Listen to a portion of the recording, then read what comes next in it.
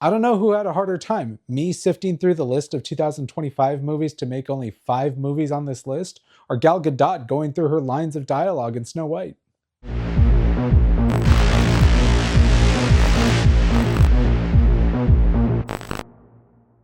What is up, guys, and welcome to Velocity Movies. I'm Gil, and today I'm giving you my 5 most disappointing films of 2025.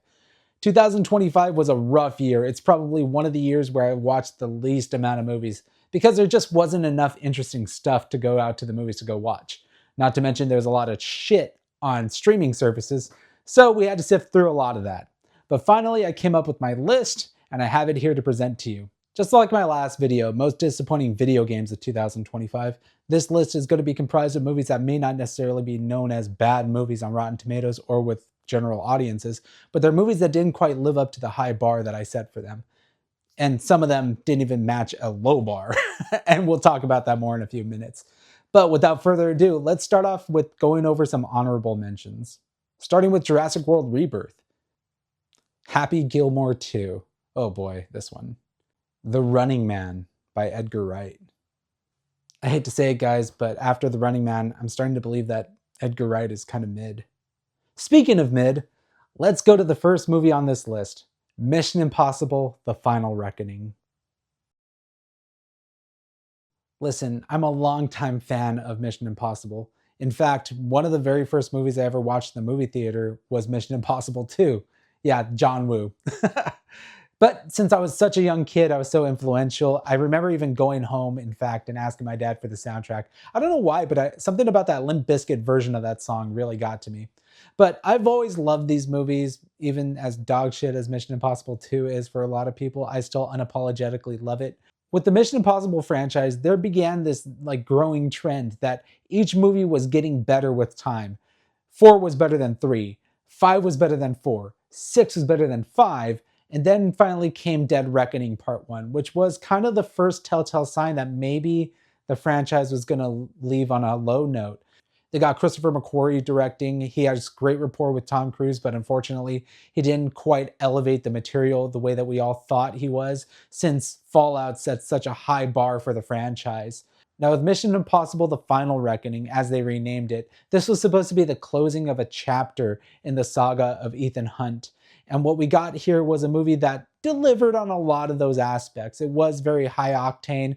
There were some ridiculous stunts that Tom Cruise did in this movie. But what we ended up getting was kind of underwhelming. I felt like the story dragged in a lot of parts. There were way too many cutaways to the previous movies. In fact, the first 45 minutes of this film is just calling back to what happened in Dead Reckoning and Fallout, just to catch people up on what was going on. By the time the film finally found its paces, we were already a quarter of the way into the movie, and everyone was still wondering, when were we going to get to the big stunts? When were we going to get to the big action? And when the big action hit, there was a lot of the same stuff we've already seen. Ethan Hunt almost drowning, Ethan Hunt hanging from an airplane. And ultimately, the final conclusion to this franchise wasn't as gratifying or as heroic as we were led up to be. In fact, I don't even think this is the final movie. There's even some plans to maybe spin these movies off with how they left the end of this film. And so I can't look back fondly at this movie and think that was a gratifying ending to the franchise, because I still think there's a little bit more milk to juice out of this franchise for the studio. I gotta applaud Tom Cruise for sticking around in this franchise for as long as he did. He's been risking his life in these films for years now, and finally the series is over. He can finally pass the torch and relax. He's done these movies very well, and although not every single one of them is perfect, his role to play in them has been amazing.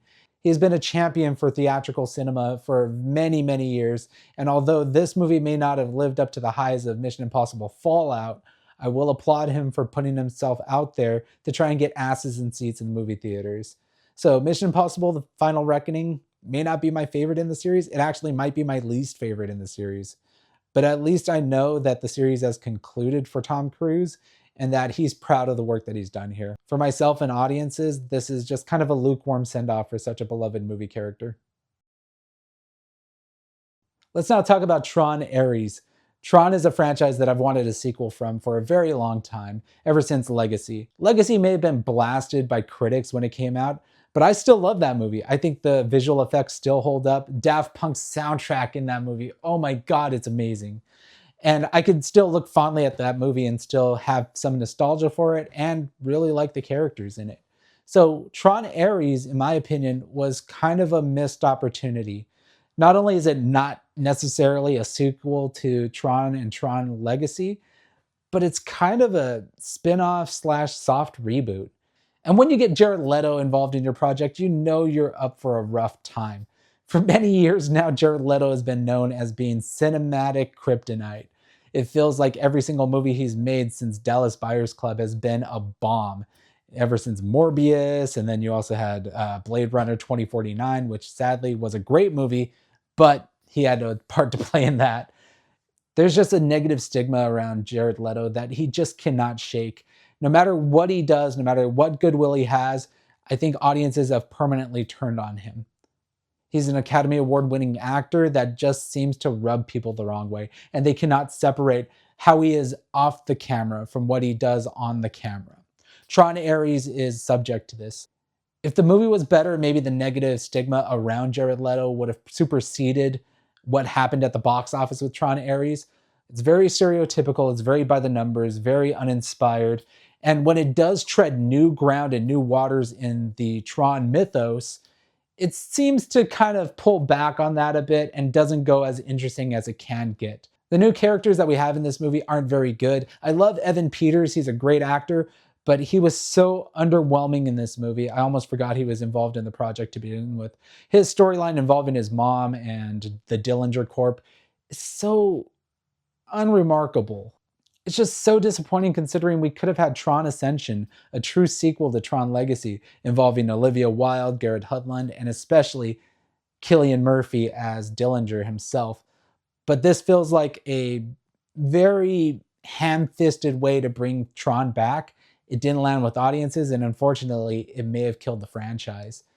I would recommend watching this movie just for the visual effects and for Nine Inch Nails' album, but it's nowhere near the masterpiece that was Daft Punk's in Tron Legacy, and it's nowhere near the same cohesive story. There's some interesting moments and some really cool scenes, but outside of that, the movie is very forgettable and by the numbers. I get a lot of shit for defending Avatar. I'm one of these people that loves these movies because of the visual effects and just the immersive world that James Cameron has built. But I think Avatar Fire and Ash was the one film that kind of broke me on this franchise. I got a little bit of it with Way of Water in how the story kind of repeats itself multiple times. But with Fire and Ash, James Cameron clearly showed that he cannot write a script that's elevated beyond what he's already done with the Sully family.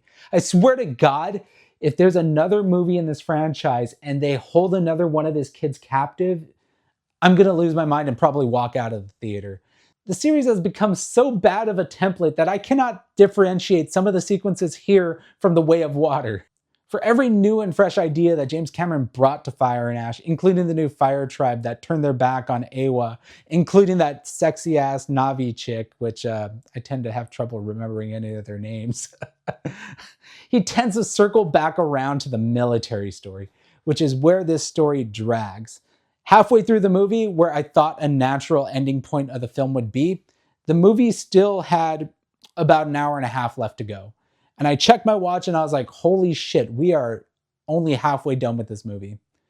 The movie drags, and when we get to the third act, I was so immune to any of the effects or the emotions that they were trying to put on stake on film that I mentally checked out. The action set pieces were kind of cool, but they still resembled a lot of the shit that we saw in the first Avatar and Avatar The Way of Water. I feel like if there is going to be a fourth movie, and I know James Cameron's kind of sick of the Avatar franchise at this point, please, for the love of God, do something different. Go meet like a underground cave tribe. Let them fight the Sully family for a bit. Get away from the military because the military storyline is getting so bad and so drawn out. And I know you guys keep going back to it because Miles Quaritch is, in all intents and purposes, kind of a good villain. But these movies aren't good enough to keep going back to that well every single time. You gotta have something new to bring to the table. And for Avatar Fire and Ash, there was not enough new here to justify the 3-hour runtime. All right, Disney, we're coming back to you again. We're talking about Fantastic Four missteps. I mean, first steps. Fantastic Four First Steps is so forgettable, man. I remember watching this movie and immediately forgetting it the second I walked out of the theater. I know they did Galactus justice with the way he was presented on the screen, but for 90% of the film, it felt like a very lived in sort of, oh, here's another day in the life of the Fantastic Four kind of movie. I know that when you adapt comic source material, there's going to be a lot of derivative similarities to movies and comic books that came before it. I think Dark Phoenix, for example, was very derivative of X Men The Last Stand, just done even worse. And Fantastic Four First Steps seems to have that same issue with Rise of the Silver Surfer. There's a lot of the same story beats and plots going on here from that movie. So a lot of it feels kind of samey. In fact, I think they killed Sue Storm in Rise of the Silver Surfer, and they kind of do the same similar thing here. This movie is very upsetting because the cast is really good. And when Marvel needed a victory, they needed a new launching point for their MCU and for Avengers Doomsday. The Fantastic Four was a natural place for them to elevate themselves back into the stratosphere as being the premier comic book movie cinematic universe. But instead, Fantastic Four was just kind of mediocre and underwhelming. And that's a shame because the cast is really good here. I like Vanessa Kirby, I like Joseph Quinn, Pedro Pascal is pretty good, and then Eben Moss Bacharach. He is so fantastic in The Bear. Go watch that show if you haven't already.